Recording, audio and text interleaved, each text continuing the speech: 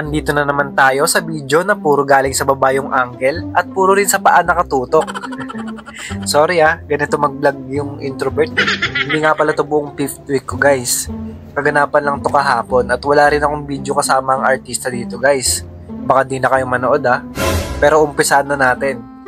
O diba sa paa na naman nakatutok? Ay sus.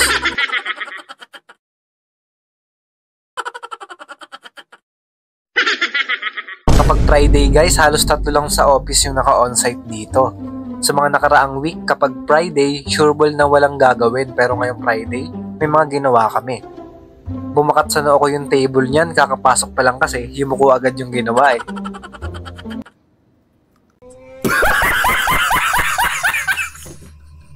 Ayan si Ma'am Abby pa lang yun nandito niyan. Tapos ito na guys, yung unang pinagawa sa amin.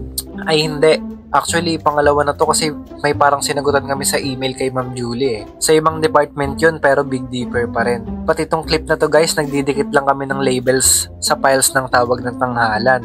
Doon pa rin to kay Ma'am Julie. Tapos, naubusan kami ng tape kaya tumigil muna kami. Tapos tamang hilata lang, parang boss. Then lunch break na niyan. Nahilo na ako sa gutom niyan kasi hindi ako nakapag-almusal On the way ako nito sa McDo. Wala na naman kasi akong baon kasi tinamad ako bumangon ng maaga. Napakalakas naman kasi ng ulan nung umaga kahapon. Sino ba namang sisipagin? Tapos ayan, waiting na lang ako sa order. Then pagtapos kumain, syempre akyat na agad. Mabait ako Tapos ito pala ako guys, pagtapos kumain, may pinagbago ba sa mukha ko? Parang nag-glow nung nakakain.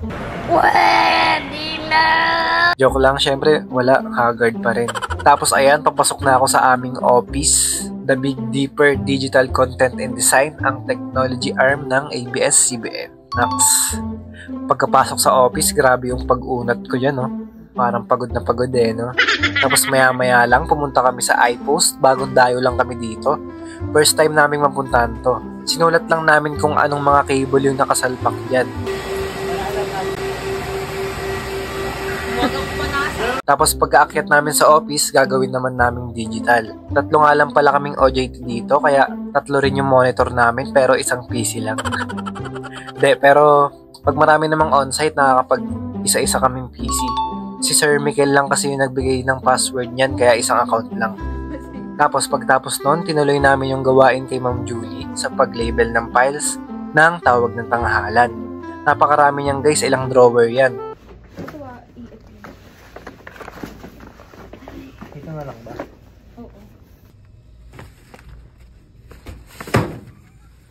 Ayan pala yung mga ka-OJT ko guys, si Lindsay, tas Sage.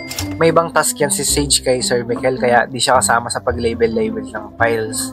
Best friend kasi yan sila ni Sir Tapos ayun, nawian na, finally, makakatulog na ng matagal. Hindi na ako gigising ng maaga. Amen!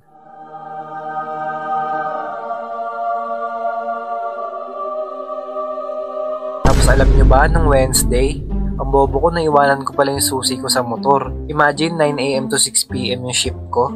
Tapos, nakasaksak lang yung susi ko sa motor. Ito yung clip, panoorin nyo.